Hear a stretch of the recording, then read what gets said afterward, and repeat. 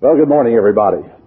There's so many biblical names we find in the Word of God, and the Bible does very often give names to individuals based on what they are. Maybe their personality, maybe their character, or things of this nature. And I think sometimes it's very interesting to look at the names of individuals, whether Abraham, for example, or other people, and see what that name means in the Hebrew or Greek. Because we might find some interesting things about that person spiritually. There's one name I want to turn to in the New Testament, which I find interesting, if you will turn with me to Acts chapter 4 and verse 36. Perhaps we don't think too much about this particular man's name as far as a definition is concerned. I think there's a rather interesting definition that we find here with this person. Acts 4:36.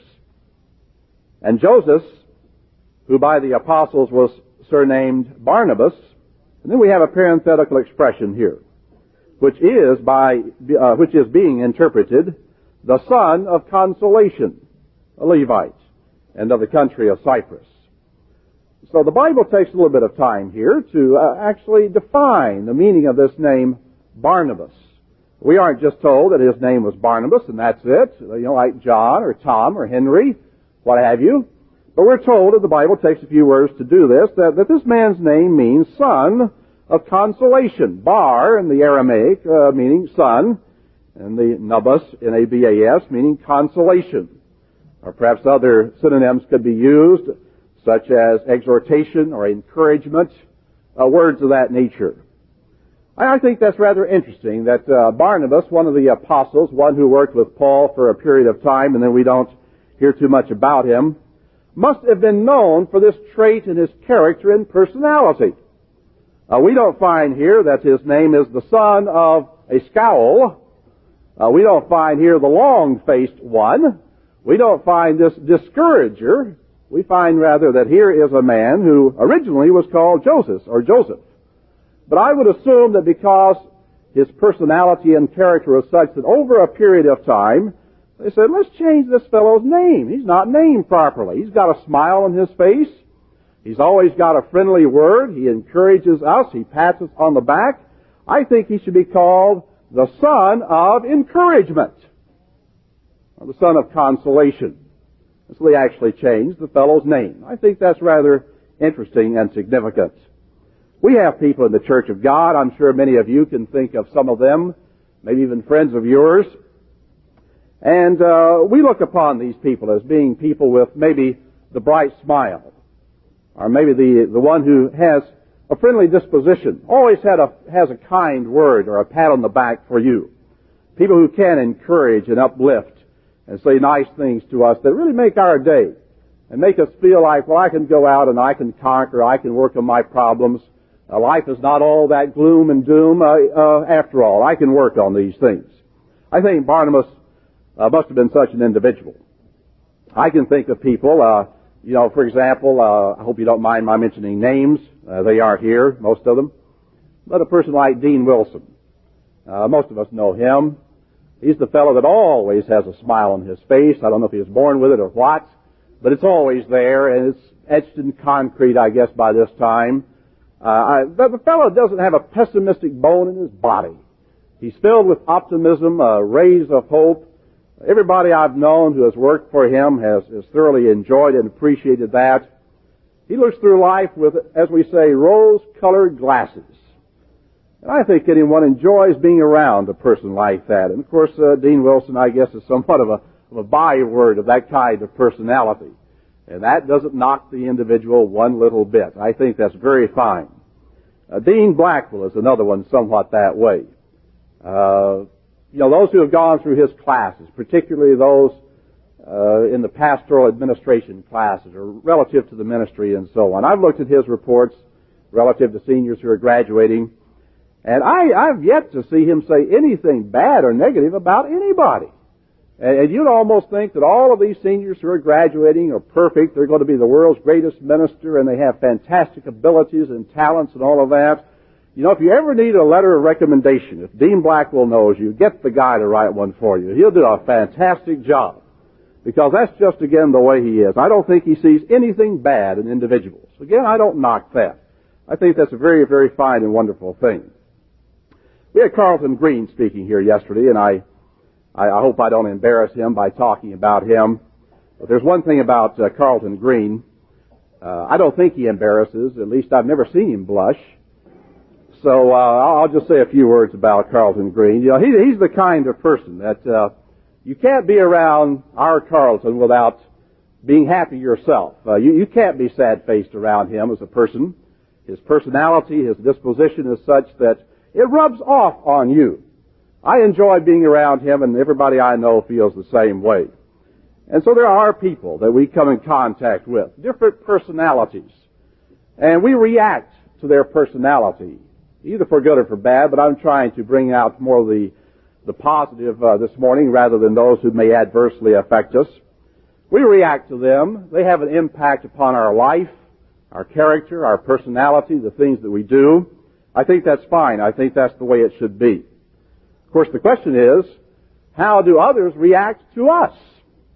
You know, we react to them, but what is our role in all of this? How do others react to you or me as an individual? How do we impact their life as far as the good, I hope, that we can exude in our personality and character? President Carter, some time ago, I was reading in Time magazine, acknowledged that he was inspired to achieve things in his life above and beyond what he thought were his natural abilities and talents because of the inspiration given to him by Admiral Rickover. And I don't know the full extent of that. Maybe he would not have become President of the United States had it not been for Admiral Rickover. But at least the man had an impact upon his life, and he went above and beyond what he thought he could do. Perhaps he thought he was limited in certain areas. But the man inspired him and said, go above and beyond that, and he did. He is now President of the United States. So we find that we can, and we find people do acknowledge their indebtedness to others. That indebtedness that has led them to success and to achievement in life. All of us in the Church of God are very much the product of the personality and character of Mr. Herbert Armstrong and Mr. Garner Ted Armstrong. Now, I don't think we should apologize for that. I know some are going to say, oh, you're an Armstrongite, you know, when you make that kind of statement. Well, that's their problem. It's not mine. I don't apologize for it one little bit. In one sense, if I could use this word in the right kind of way, I'm proud of the relationship that I and all of us have had relative to our association with both Armstrongs. I'm grateful for that. And I don't apologize for it. I don't feel bad about it. I'm glad their personality has rubbed off. And their character has rubbed off. Their faith has rubbed off. And the fine example that they have set has rubbed off upon me and others in the Church of God. I wouldn't be apologetic by saying, if I were living in Abraham's day, I'm glad to be with the person and associate with him and have his personality rub off on me. I don't think anyone would apologize for that, or David, or Peter, or Paul, or Barnabas, or anybody else. So I don't think we should apologize or be negative about saying that Mr. Armstrong's, both of them, for that matter, their personality and their character has had an impact upon us. We have been inspired, and we have been encouraged by them. But again, let's come down to us as individuals. Do we inspire? Do we encourage? And especially to those that we love the most in this life. Maybe our children, our wife, our husband, our friends, and so on. I wonder if we really do realize the full extent of the responsibility that we all have and can have in stimulating one another to greater growth and development in the Church of God as spiritual lives, in the way that it ought to be. And so I want to concentrate this morning in this sermon on the subject of encouragement. Maybe in many respects, many more of us can become people like Barnabas, sons of, and please allow the extension, I should say, of the translation, sons of encouragement. I think all of us ought to aspire to be more like Barnabas in that particular sense. I think we ought to weigh how much we do strive as individuals to achieve the success and growth and development, and especially among those that we love the most in this particular life. Now, if you had a scale, a balance of some kind. And you could put on these two sides of the scales various things. Of course, I'm talking about abstract things, but let's look at it from that point of view. If you could put on the two sides of the scales encouragement versus the times in which you as an individual, or myself too for that matter, on the other side in which we have criticized, which would be the heaviest in our personal relationship with other individuals? Do we encourage more than we criticize? Or do we criticize more than we encourage? How about as far as praise and compliments, rather than always finding faults? Again, which is going to weigh the heaviest in your relationship with other individuals? Do you praise more than you find faults?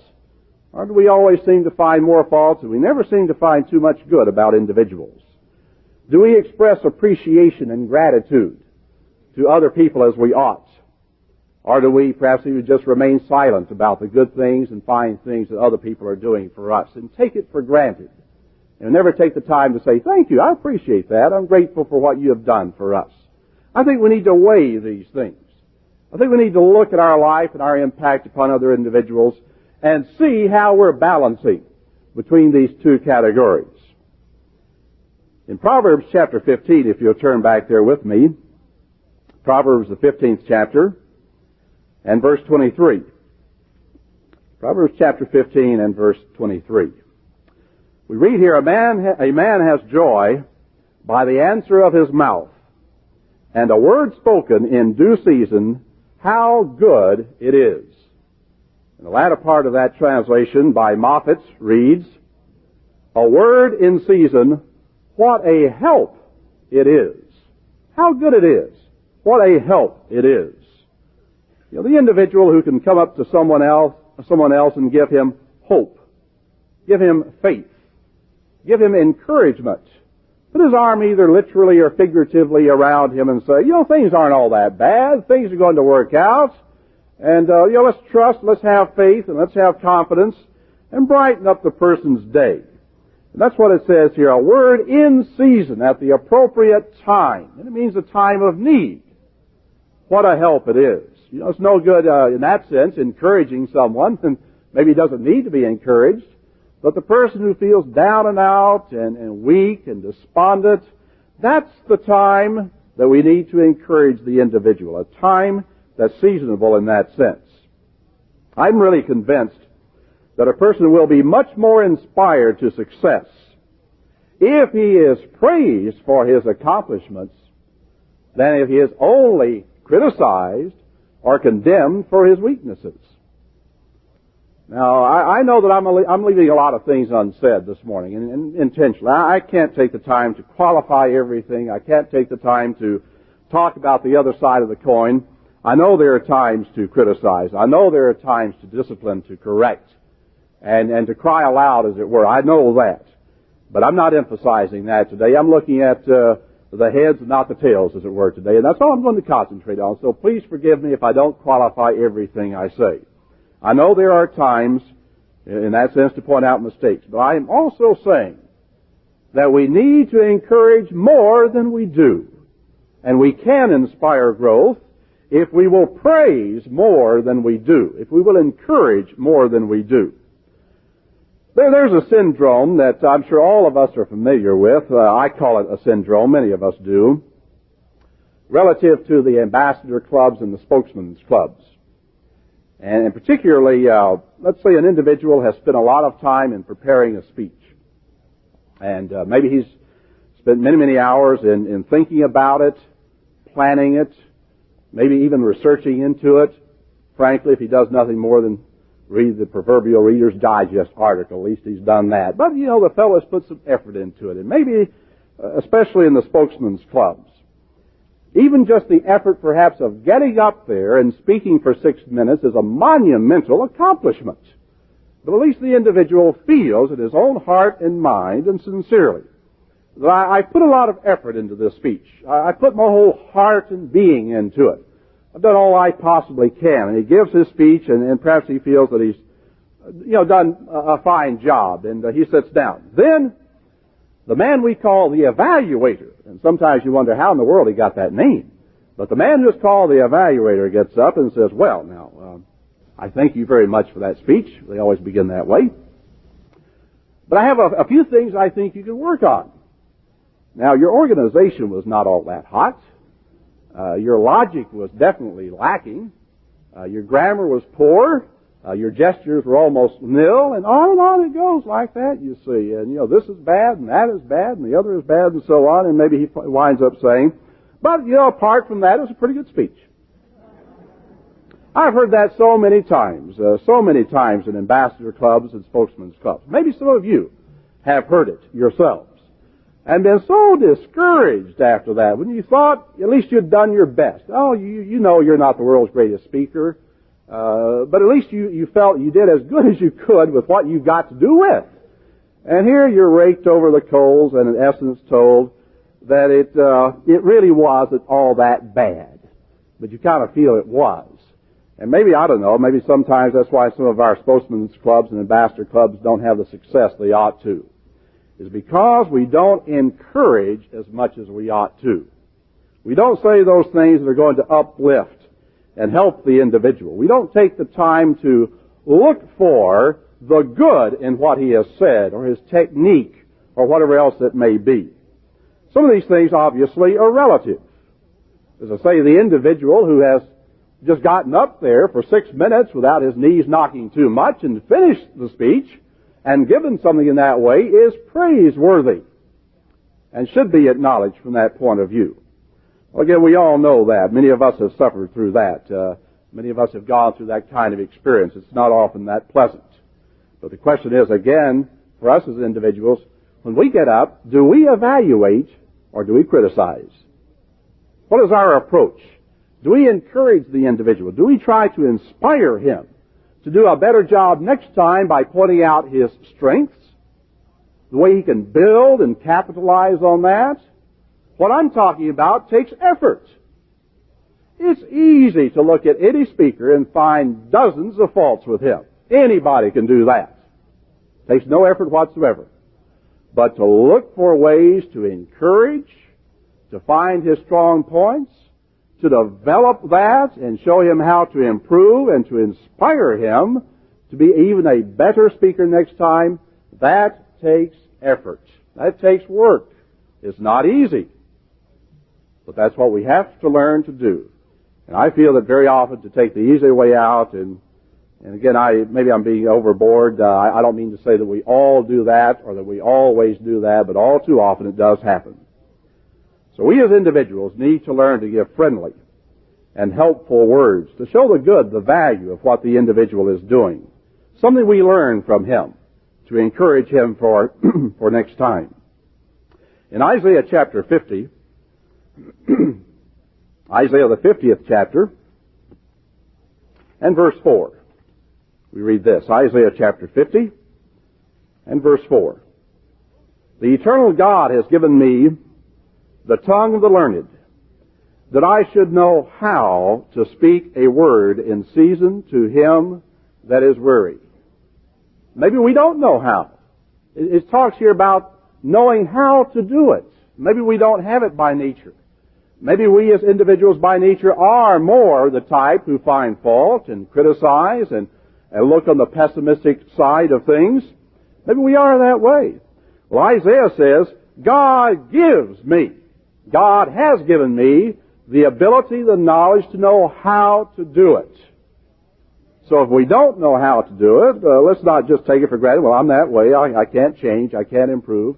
Ask God to give you more of that knowledge, that ability to be able to inspire and to encourage. Not only for the weary, of course, that's what I was talking about here, but just to everybody. Again, the word in season.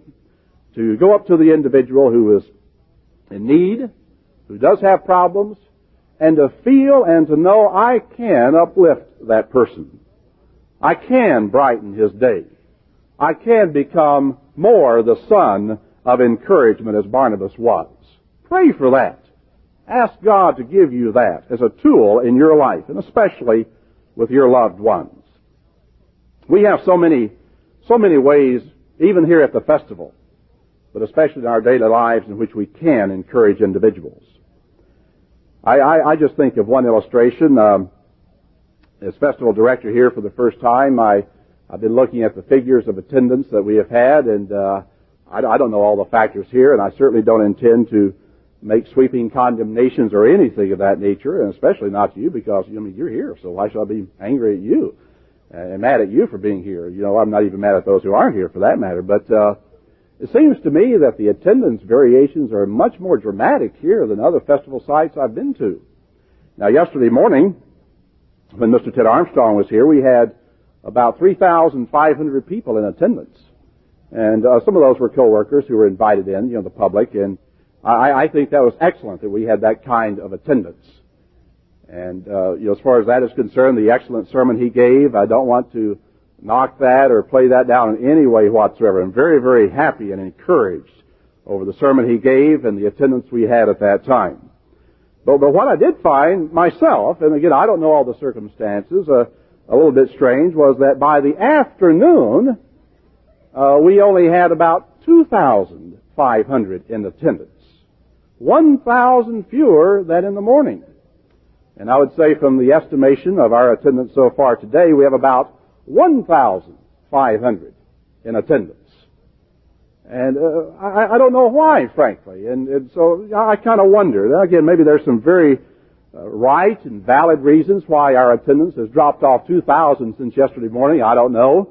Maybe they heard I was speaking, so that'd be a pretty good reason not to come, I'm sure. But at any rate, we've dropped off quite a bit.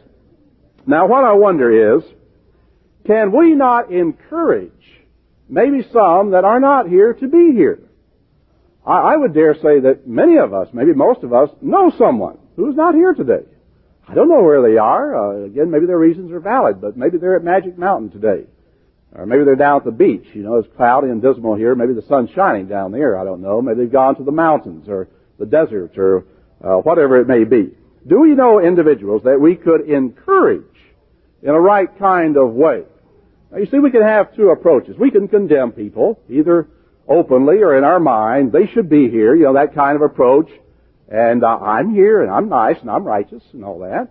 And they should be as righteous as I am, and they ought to be here. Maybe we could condemn other people. Should we go up to them and, call them names perhaps and say you aren't spiritual or imply that to them and condemn them for not being here? Well, no. In fact, that's just the very opposite of the kind of approach I would like to get across today. Over in Hebrews chapter 10, it speaks about an approach that we can and ought to have toward individuals relative to assemblage. Hebrews chapter 10 and verse 24. It says, "Let us consider one another to provoke unto love and to good works." And it goes on to even expound on one part of that. "Not forsaking the assembling of ourselves together, as the manner of some is." So apparently Paul spoke about problems in his time that I'm speaking about today. He went through the same thing that we've been going through. So he says, let's not do that as the manner of some is. But he says, exhort one another. Encourage is basically what that word means. It doesn't mean to condemn. It doesn't mean to hold a club over their head. It doesn't mean to be more righteous than they are, but to encourage them. Exhort them. And so much the more as you see the day approaching. And this is what I feel that we ought to do. I don't know why they're here. Again, I do understand that many would not be here for very, very valid reasons. Of course, many were in the public, and we would not expect them here. But on the other hand, I wonder if we cannot encourage others to be here for the other services. I certainly feel that, again, I repeat, Mr. Ted Armstrong gave a fantastic sermon on the family yesterday. Very meaningful and very timely, and I felt very, very valuable. But on the other hand, we had 1,000 fewer yesterday afternoon. 1,000 people were not here to hear what Dr. Hay had to say. And I feel sorry for those people. You were here, and you heard it, and you were inspired by it. A lot of food for thought to go home and think about what he said. I felt he had a very excellent and dynamic sermon. And I really feel sorry for those individuals who weren't here. And I think we should, in a right kind of way, be encouraging others to be here for the services of God, in attendance, and hearing what God's ministers have to bring to us during this period of time. Mr. David Ampton is going to be speaking in the sermon tomorrow morning. And I think we should have people here to listen to what he has to say and to be encouraged themselves and inspired by what he is going to say. Things that are going to be helpful to their daily lives and meaningful to them. Maybe certain valuable keys they need to know they would not have otherwise. I think we need to encourage them to be here. And Dr. Wainwright, who is speaking, I believe it is on Friday. And frankly, I don't remember the schedule too much beyond that, my wretched memory. But anyway, we have a number of other speakers. Mr. Kelly is coming from Tucson. He's over there now, and I think he speaks 2 more times here at the festival in Pasadena. I think we should encourage these people to be here and listen to what the ministers of God will say for them. Again, I don't think we should antagonize them. I don't think we should be in a condemning attitude, but to encourage them. Maybe in one sense I shouldn't be saying that, because if we do it, and more people are here, I'm afraid that I'm going to wind up as the minister who spoke to the smallest group of people.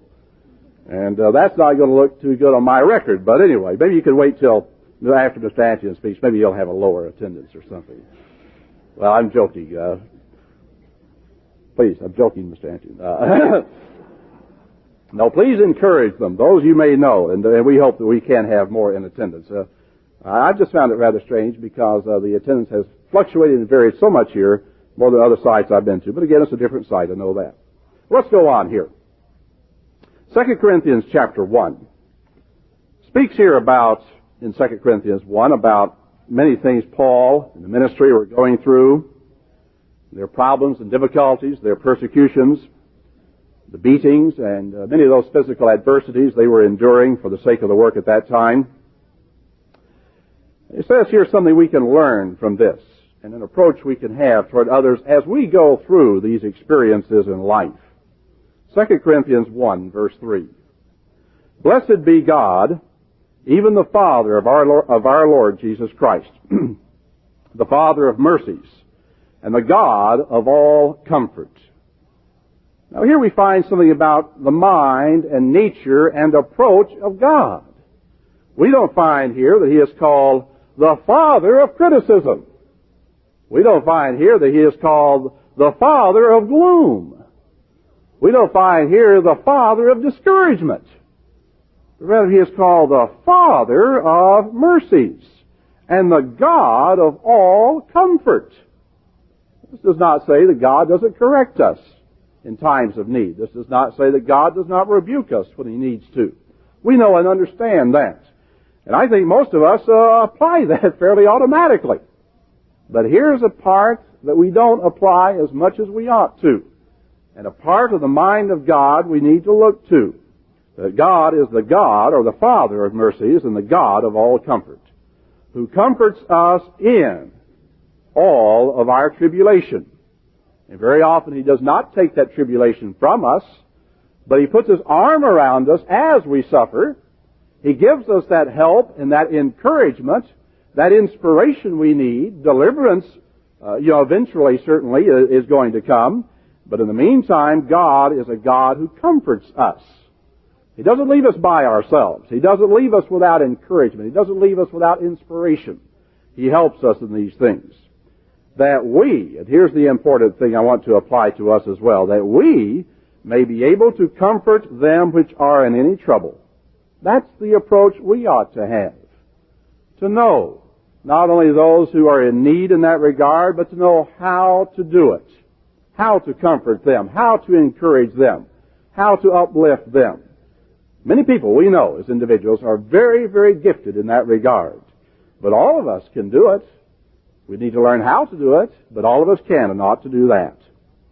So that we may be able to comfort them which are in any trouble by the comfort wherewith we ourselves are comforted of God.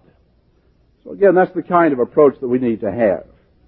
To be able to uplift individuals and put our arms around them and say things that are going to help them in their lives. How about praise? How about compliments? Are you afraid to give praise? Are you afraid to say, that was a great job? That was just fantastic. That's beautiful. The thing you did, I really do appreciate that, and it's a real fine thing. Are we afraid to praise? Or do we sometimes feel, well, if I say that, it'll go to his head. He'll be all vain about it. Well, should that stop us from praising people? I don't think so. In Proverbs 27, let's go back there and see what it says here relative to the matter of praise. Should we give it? Should we receive it? If someone praises us, what should our approach be? They kind of, oh, shucks, fart, nothing. Should that be our approach? But maybe it did take a lot of effort and work to make it and produce it. Should we have a sense of false humility about it? Should we be afraid to receive praise? And should we above all be afraid to give it? Proverbs 27, verse 2. Let another man praise you and not your own mouth. Now, here's what God says. Don't go around bragging about yourself. Don't go around and say, hey, look at this beautiful painting I made here. Or look at this great job I did. God says, don't you praise yourself. But it says, let another man praise you. It says, let him do that. Allow him to. Permit that to be done. Nothing wrong with that. We don't have to blush and hide our head when someone comes up and says, you've got a beautiful garden. I love your yard. Last night, I don't know, maybe I shouldn't even mention this because it's personal, but it was such a shock to me. We were sitting in a restaurant, the Great Scott in Arcadia. Having been in England for many, many years, we enjoy going to British restaurants, at least pseudo-British restaurants maybe. But we were sitting there. I have many arrows in my quiver. We have 5 children. And sitting there at a table in the Great Scott, and there was a couple next to us, and after they finished, this lady came over to our table and said, I would just like to express my appreciation for the way your children are behaved. And she said, we have 2 children, and I just can't believe that your 5 can behave like this, And so I was flustered. I didn't know what to say except thank you, But, I don't think anyone, as I say, maybe I shouldn't even mention that. Maybe it seems like I'm praising myself. But I just mentioned that from the point of view that should we be embarrassed if others do praise us and try to pretend that we're not that way. Because if we try to pretend we're not that way, I guess what we're saying is, well, you really don't know my kids. They're little monsters, And I don't practice the principles of child rearing and don't believe in that sort of thing and all the rest of that. I just obey the laws of God and so on. I guess that's what we would acknowledge if we don't want to receive that praise. To receive the praise is, as far as I am concerned, merely an acknowledgement that at least we're trying to serve God, and some of those fruits are self-evident. And I think if we are serving God, there ought to be a few fruits of that service. And some of us ought to receive some praise from time to time, if we are serving God. I believe that's going to be that way. But again, it says, don't praise yourself. A stranger and not your own lips. Let somebody else do it. Well, a perfect stranger did that last night. And still can't get over it. But anyway, never happened before. Maybe that tells you something too. I don't know. But anyway. The point is that this gives us confidence. Of course, it makes your kids feel good, doesn't it? The lady comes up there and she says these things and they're full hearing. And I didn't feel like saying to my kids afterward, well, now look, kids, don't let that go to your head. I don't feel I should take that from them. I think we can have the right approach toward that. So, they're smiling and beaming about it. It kind of made their evening, and I think that's a good thing. It gives us confidence. We need it. Do you ever wonder in your job if you're doing it properly?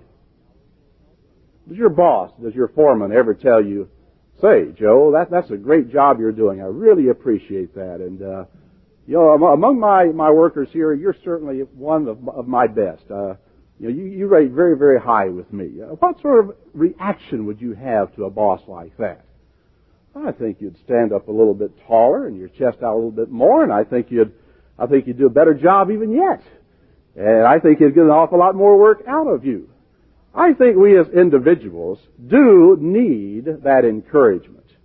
I think we find it helpful. How often do we go through life, whether as wives, wondering if we're doing a good job in the home, as husbands, whether we're doing a good job as a husband, as children, whether we're accomplishing and doing those things that please our parents, whether maybe even as church members that we're receiving even praise as we ought from the ministry, from time to time, and so on. I think we all will readily acknowledge, yes, I do want to be appreciated. I find these things helpful to me and inspiring to me and effective to me. And I feel I can go on and do a better job because of that. Well, if we want it, if we would like to have it, do we give it? Do we impart those feelings and those thoughts and those words to other individuals? We shouldn't just be on the receiving end. We want feedback. We want to know how we're doing. But do we indicate to others how they are doing and the kind of job they're doing and praise them and really point out to them with gratitude the kind of job they're doing? Now, of course, let me again qualify this. No one wants a lie. No one wants empty flattery. We want to be told that which is right and true and honest. So, I understand that. But at least to have someone notice and appreciate what you have done is right and proper. And it is right and proper for you to acknowledge that to other individuals. Right praise will encourage and enable you to do a better job. It will stimulate you as far as the type of work you do. I saw something on the news the other night on television. It was relative to a problem that the St. Regis paper company was having. Maybe some of you saw this same thing. Apparently, the company had been having some problems with the quality of the paper bags they were producing for supermarkets. Bottoms dropping out, and I don't know what all. And there was low morale with the employees and everything. So management and labor got together to try and figure a way to solve this particular problem. And what they came up with was this. Prior to this time, let's say on the bottom of the paper bags, maybe you would notice this sometime, they would have just a little printed statement. Inspected by 10563. That's the person's number. That's all it would say.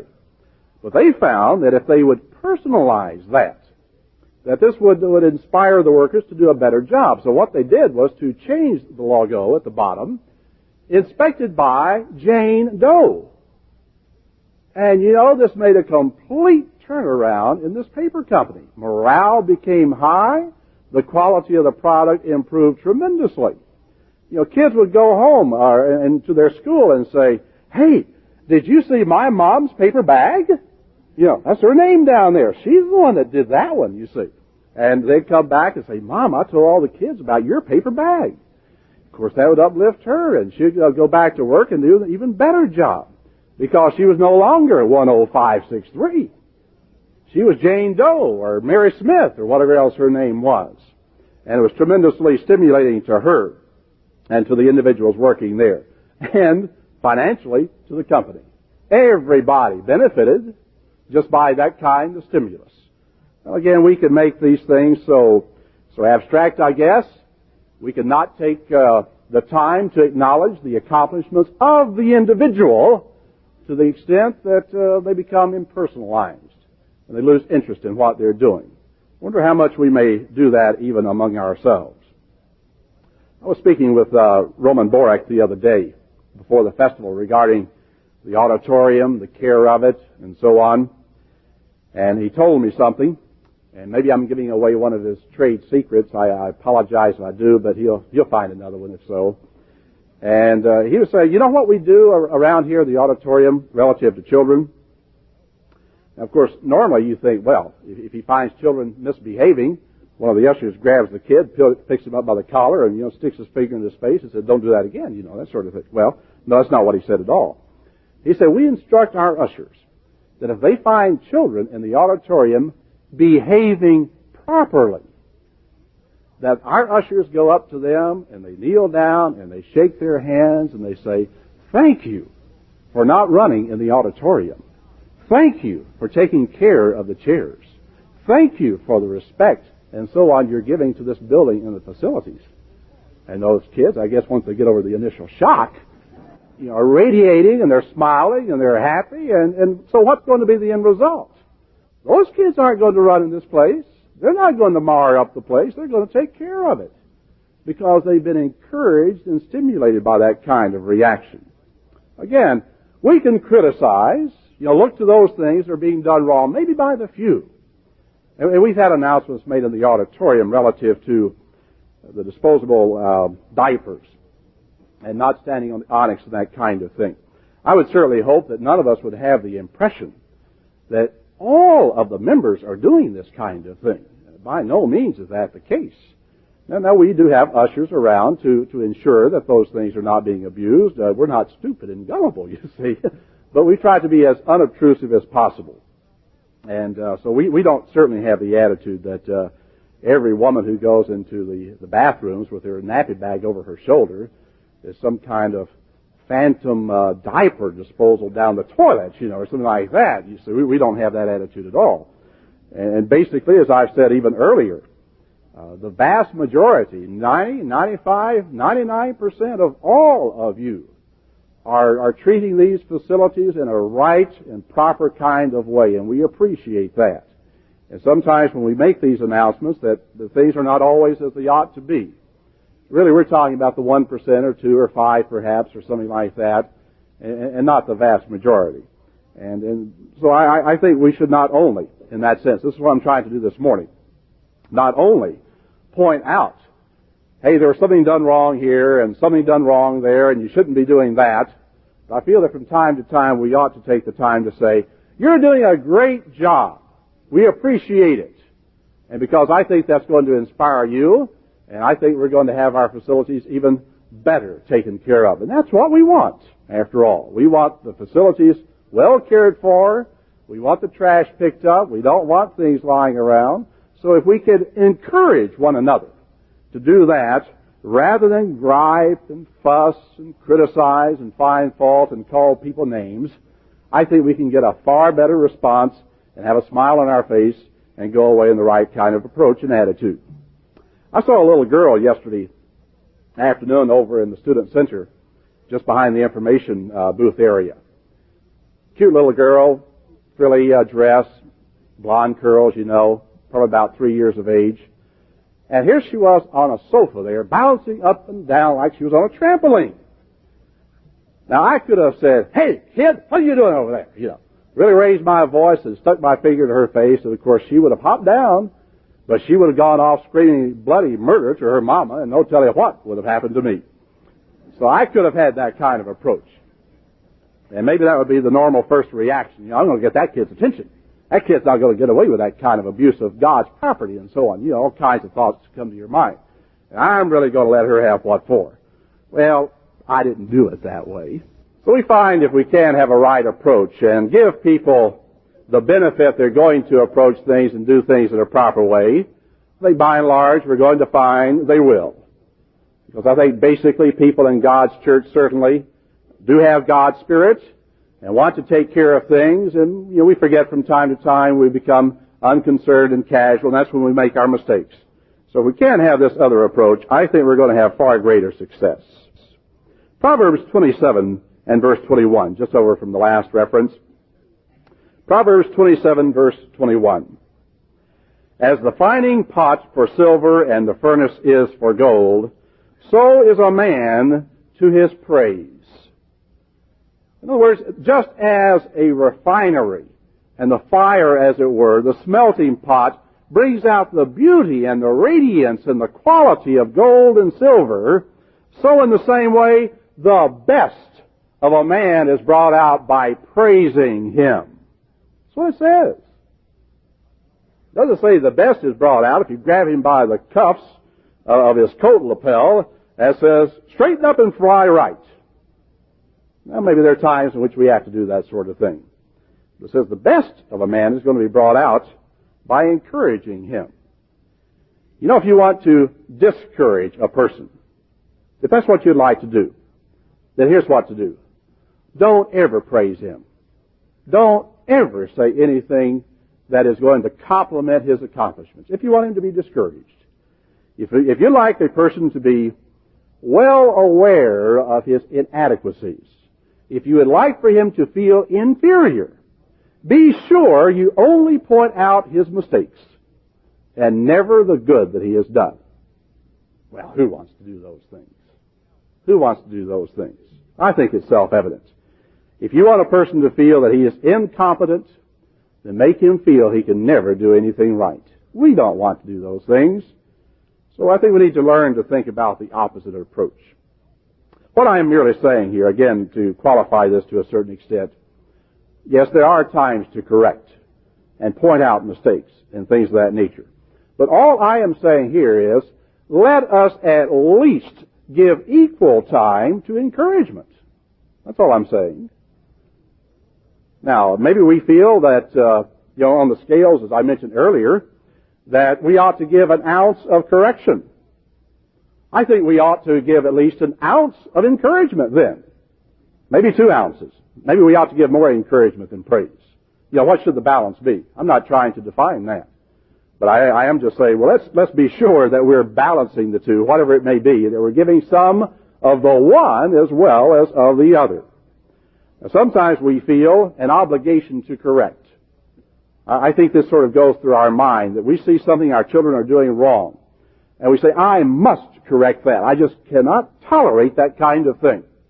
Okay, that's fine, that's good. If that's, our approach, let's do that. But do we also feel, on the other hand, that when he is doing something good and proper, I must compliment that. I must praise him for the good that he is doing. In other words, do we feel the same responsibility and obligation to praise and to encourage that we feel is our duty to correct and rebuke and criticize? Fairness, equal time, equal amount. That's all I am saying. I'm not trying to define what that may be. Over in Proverbs 12:18. Again, I spoke earlier about how it's so easy to criticize but so hard to encourage.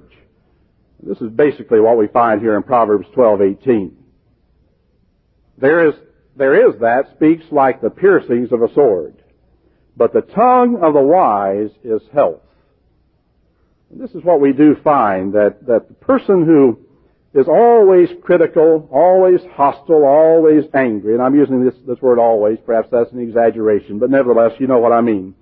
It pierces, and it hurts. But on the other hand, the person who will use wisdom and think before he has the approach he is about to have, if he uses that wisdom, then what he says is going to be healthful or helpful to the individual. You need to think about it. What should my approach be? Can I find a way to encourage this person rather than just finding fault with this individual? And with you and me, chances are the ones that we encourage the least are the ones we love the most. Isn't that true? I mentioned about the little girl I picked up yesterday. And I have to ask myself the question, would I have had the same immediate response to one of my own children that I had to that stranger, that little girl? I'll leave that unanswered. But you kind of wonder, maybe the first reaction we have to our own kids, how often this happens, what's going on in there? What are you kids doing? Maybe it's silent, so the first thought you had, they're doing something bad. Now, why is it that parents think that whenever there's silence in a room, something evil is going on? Well, maybe oftentimes evil is going on, but maybe on the other hand, this is that rare exception. But why should we always assume, hey kids, it's quiet in there. What are you doing? Yeah, we seem to have that. Let's think about our approach. Let's think about the way we're going to react to things. When it comes to children especially, and I am somewhat talking about this, and Mr. Ted Armstrong spoke about the family yesterday, but children need encouragement, especially in those early formative years of their life, in order to have the confidence they need in life. Now, basically, in the home, the family, we shelter them, we wrap them in a cocoon, and we take care of them. But sooner or later, they're going to go out into the cruel, hostile world. And they're going to need a lot of confidence to face that world. They can't always have mom and dad there to make decisions and to shelter them and so on. So we're going to have to give them that confidence early in life and throughout their youth. until they can have that approach themselves and go out and face the world. So what is often the approach that we have toward our children?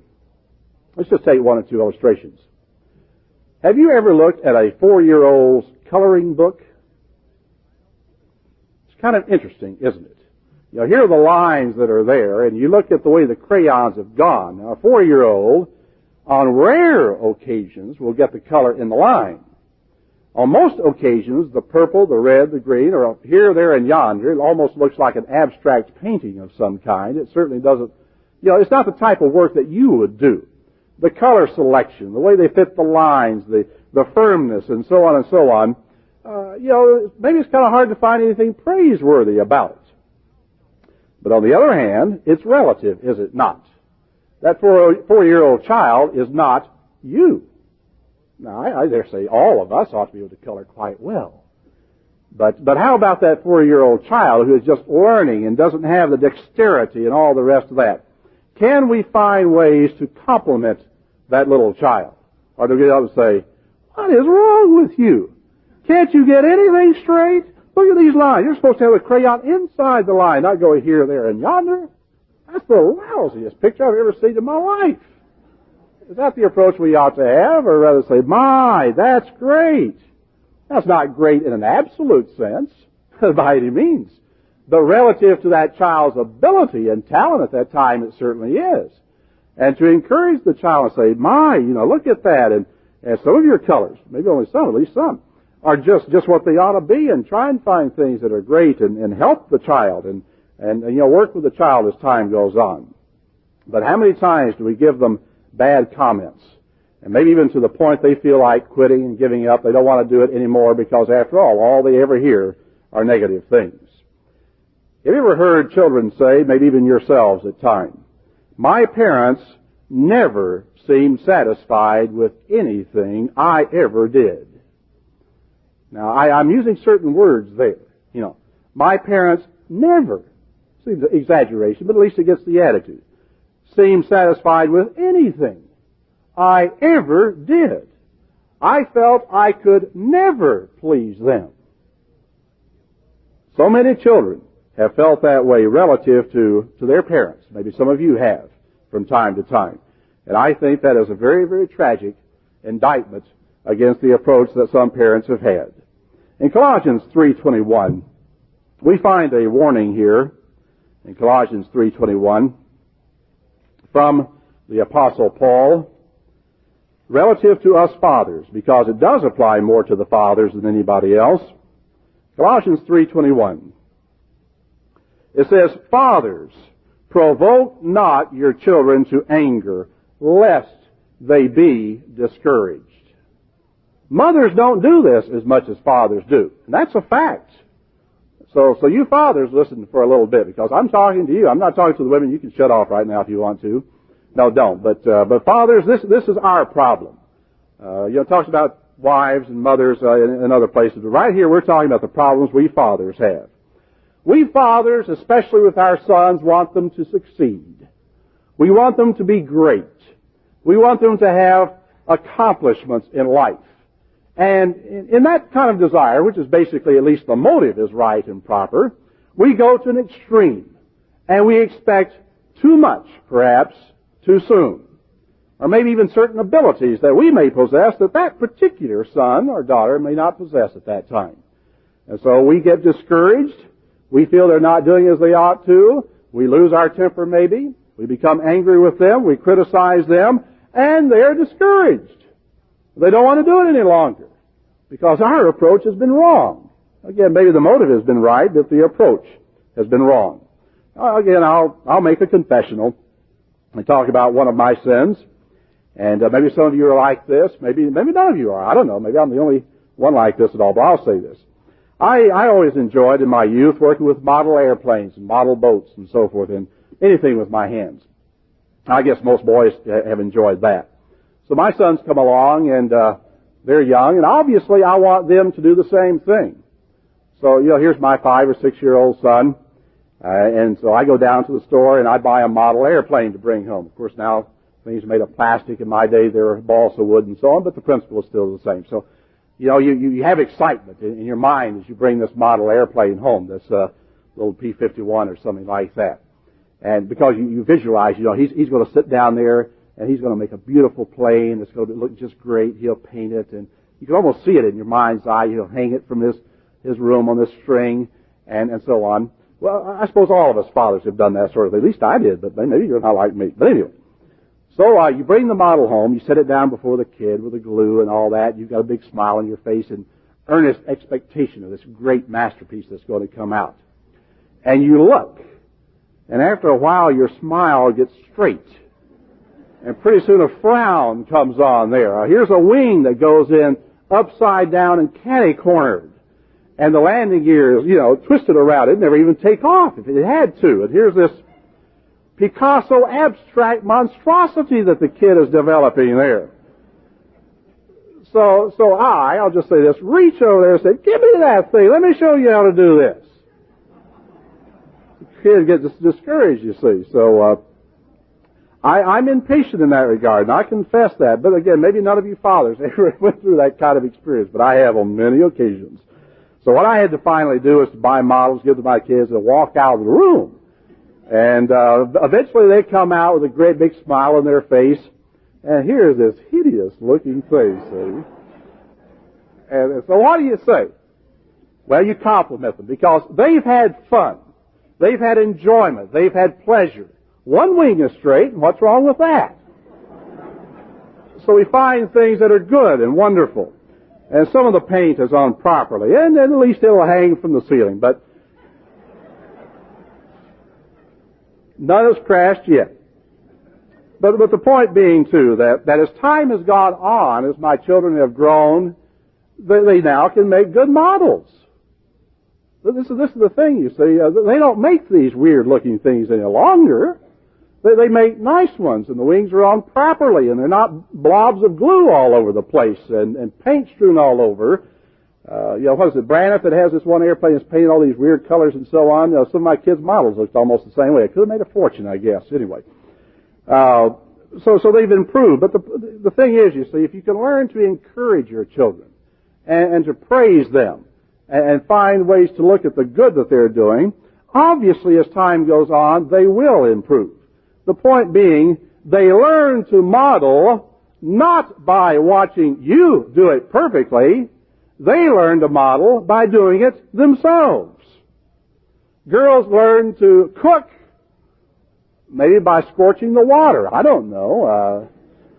Or whatever else they're cooking. Maybe they make a lot of mistakes and things boil over. Should Mom say, get out of this kitchen. You can't do anything right. Well, she never will if that's the attitude. Well, say the soup tastes good. Maybe the potatoes are burnt and the beans are horrible, but maybe the soup's okay. So let's talk about that soup. That's just great. That's terrific. And it's one of the best soups I've ever tasted. We'll give the credit to Campbell's later on, but at least right now, let's give some honor and credit to the girl who has done it. So the thing is, how can we expect people to do their best when we only tell them about the worst? Now, we want them to do their best. So if we want them to do their best, let's praise them when we get it. Let's not always, just be finding the faults. Now, on the other hand, we don't want their worst, do we? So let's not always show it when we find it. To illustrate this, we've all heard the story about the 12-year-old lad who had never said a word in his life. Absolutely speechless all the first 12 years of his life. Finally, one morning, at the breakfast table, he spit out his porridge and says, "Yeah, that stuff is terrible." And so his parents said, "Hey, great, Johnny, this is terrific. You can talk. Why haven't you spoken before this?" And he said, "Well, the porridge has always been good up until now." How about the housewife? The husband comes home. You've worked, you've slaved your fingers to the bone and all the rest of that and tried to make it spick and span. And he comes home and never notices it. Never says, "Hey, this place looks great.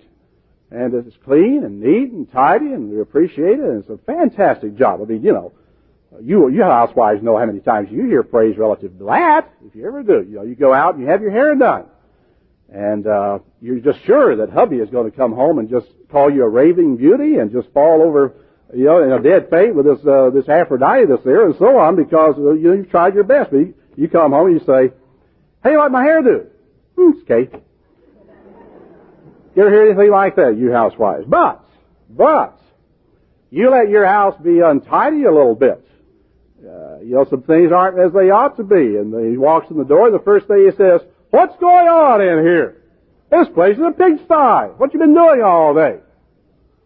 I think we know what I mean. This is the illustration I'm trying to get across. All too often, we don't give the praise. We take it for granted. We're like the 12-year-old kid. Everything's been fine so far. Why should I say anything about it? It should be obvious why we should say something about it. We shouldn't just wait for those things that are wrong, those things that are improper. We should be looking for those things that are right and as they ought to be. I'm going to conclude with an attitude that Mr. Swisher gave at the Feast of Tabernacles in Tucson a couple of years ago when I was there. He made a statement which impressed me at the time. He didn't elaborate upon it, but it did impress me. He said, just in the passing part of his sermon, God has faith in us. And I stopped to think about that for a while. We've often stressed in sermons the faith we need to have toward God, yet have we ever thought that God has faith in us? And maybe it's self-evident in one sense, but have you ever thought about it that way? God has faith in us. God has entrusted to all of us a great deal. And the word trust means faith. Take your children, for example. His potential sons. Yet He has entrusted those sons, His sons, into our care. Obviously, everything we do in the life of that child is going to have an impact, not only here and now and in his future, his happiness and so on, but his potential to be a son of God. Now, God has entrusted His sons into our care. Now, if God wanted to be on the safe side, He should have put them into the care of angels who would do a perfect job and not make any mistake. Well, God put them into our care knowing that we would make mistakes. The same thing relative to the church. God has not brought angels down to make the broadcast, to write the articles, to preach to the churches. God has reared up human beings. In spite of our mistakes and fallibility, God has brought us and allowed us to do that. I've made numerous mistakes in the ministry. And God has permitted it. He didn't strike me before I did it and say, "Hey, wait a minute, you're going the wrong way. I don't want you to make that mistake." God has allowed me to. I don't know if any other ministers have ever done this sort of thing, but I remember about 3.5 years ago, I stood up in a church in London, England, which I was pastoring at the time, and I said, "I don't know what's wrong with the critics that we seem to have around who can't count Pentecost." And I said, we have these people, and we seem to get them from time to time. They can't count from or anything like that. And we've kept Pentecost on Monday, and we always will. We'll never change Pentecost to Sunday. Never. Well, 3 weeks later, I went to the church at London, and I said, "You'll never guess what." Well, I'm not, as I say, I don't know if any other ministers have made those blanket, dogmatic statements. Maybe we should learn to say, "We will never do this." Maybe. And that's a definite maybe. But, we learn things. Well, God has allowed us to make mistakes. This doesn't mean that God has abdicated His authority. Christ is still the head of the church. But He has given us tremendous latitude. He has given us the authority to bind and to loose. And there's a tremendous amount of range in that particular area. Some have been bothered by, mistakes, whether real or imaginary, that we have in the church. Maybe Pentecost, divorce and remarriage, as we call it, so on and so on. But, God is not afraid to let us make some mistakes. And I don't think we ought to be afraid as individuals to let our children make mistakes, or to let our friends make mistakes, or wife or husband. I'm not saying, let me qualify this, that we should be indifferent or casual or tolerant of evil, and God certainly is not either. He does still have some very close reins upon us. Obviously, He does. I'm just saying that God encourages us. He doesn't always chastise and beat us down Obviously, we learn from the mistakes we make. We correct them. We try to deal with them. We grow. We develop. But again, as I said, a child learns to color by coloring. A child learns to model by modeling. A child learns to sew and to cook by sewing and cooking. God is teaching you and me how to rule, how to reign, how to govern, how to relate to other people by doing those things. Sure, we're going to make mistakes, lots of them, but we should learn from them, because just as that child eventually does learn to color and model and sew, likewise we can. So God has not condemned His church for what we either did not know nor could see at any particular time. These years, God has blessed us. He's encouraged us. He's praised His church.